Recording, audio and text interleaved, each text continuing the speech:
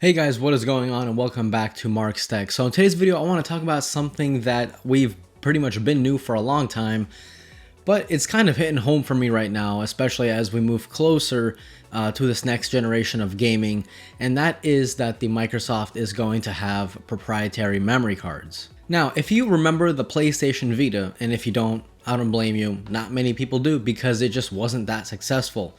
One of the big reasons why it wasn't as successful as it could have been is, you guessed it, memory cards, proprietary memory cards. Absolutely nobody likes proprietary memory cards. The reason being is because that creates a monopoly of that company, and that company can charge whatever kind of prices they want for you to have the memory card. Xbox is doing a very similar thing to what the PlayStation Vita is doing. Actually, they're doing the exact same thing. We all know that Microsoft is releasing a 1TB proprietary external SSD, and according to US Gamer, that is going to cost you a pretty penny, around $250. Now, you guys are probably saying, Mark, whoa, that can't be possible. $250 just seems like a lot of money for the memory card. And actually, no. $250 for the memory card of that speed and performance is actually a really good price. Keep in mind, it's one thing for an SSD to be fast, but it's another thing for it to be fast and reliable and not slow down as it heats up. For example, I had a 1TB NVMe SSD external drive. I think like 4 months ago I sold it, but it was coincidentally also around $250.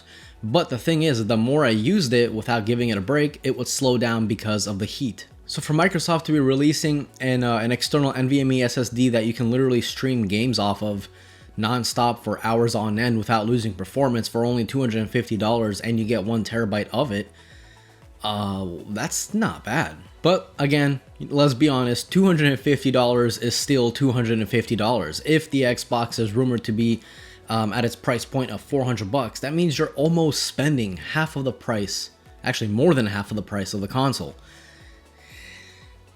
Ouch. So why can you only use that particular SSD? Why can't you just plug in an external hard drive or any other external SSD you got laying around the house? Good question.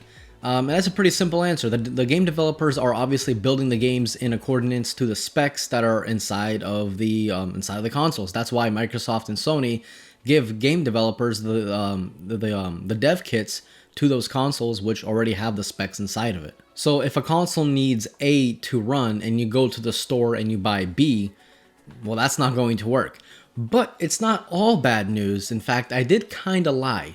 You can use any SSD you want, and you can use any hard disk drive you want, as long as you are not storing Xbox Series X games on it. For example, this is a 2TB hard drive. I should probably upgrade to an SSD, I know. But this has a ton of Xbox One X games on it, okay? Now this hard drive is going to work with the Xbox Series X, but I can only store Xbox One X or Xbox One games on it. I cannot store Xbox Series X games on here because this thing is way too slow to run those games. So what is the PS5 doing differently than the Xbox Series X? Well, not only is the PS5's SSD double the speed of the Xbox Series X, but it's also not proprietary. There are already companies out there that are trying to build the SSDs according to Sony's specs for the PlayStation 5. And that is amazing. That is good news for Sony, guys, because you might not have to pay such a high price point of $250, because since there's going to be multiple companies making it, they obviously have to compete in price with one another, and that means that's good news for us, because that means a low price point. And also the same thing goes for the PlayStation 5. I can use this for the PlayStation 5 as long as I store PlayStation 4 games on it that are backwards compatible with the PlayStation 5, obviously. So what are the pros and cons to the Xbox proprietary SSD? Well, it's not just for storage. The Xbox can actually use that external SSD for computational processes. That's kind of amazing. It pretty much allows you to store games on there that you were playing, but you wanted to play a different game with your friend. So you turn on that game, but then your friend leaves and you want to jump back into the game you were previously playing. That previous game is still stored on the SSD, so you can just jump back into the game right where you left off. So you can pretty much hop between games. I'm pretty sure if you guys have seen Austin Evans take apart the Xbox and review it a little bit, he showed it off on there. Great video, and I'm excited. So that's like the big upside to having that proprietary SSD. Again, the downside is that it's obviously going to be expensive. I mean, that's a good price for an SSD of that speed and performance, don't get me wrong, but still expensive. But the good news with Xbox and technically really PlayStation 5, anything that uses SSD, the file sizes made for that particular console is going to be smaller. The thing with hard drives is that they are very slow, very, very slow, okay? So to get some sort of performance out of it, right, developers have to make duplicate files, okay? So instead of the hard drive spinning, looking for one file, it can pretty much spin at the same speed, but it'll look for 100 duplicate files, and the first one that it finds is the one that it loads, and you see it happen in front of you pretty much. I'm explaining this so bad, I know, but just think of it. If you're looking for one thing, it's going to take you longer than to look for 100 things, right? Well, that actually sounds even more confusing.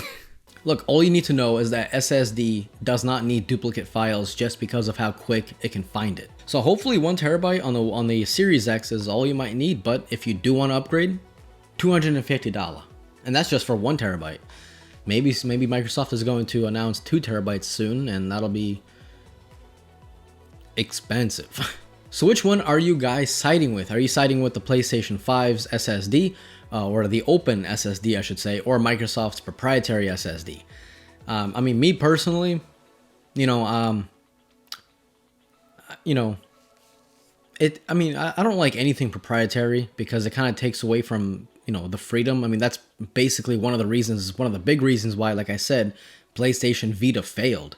So I don't like anything proprietary. I like open sourced. So, whatever. It's getting out of hand. Let me know in the comment section down below. This was Mark from Mark's Tech. Adios.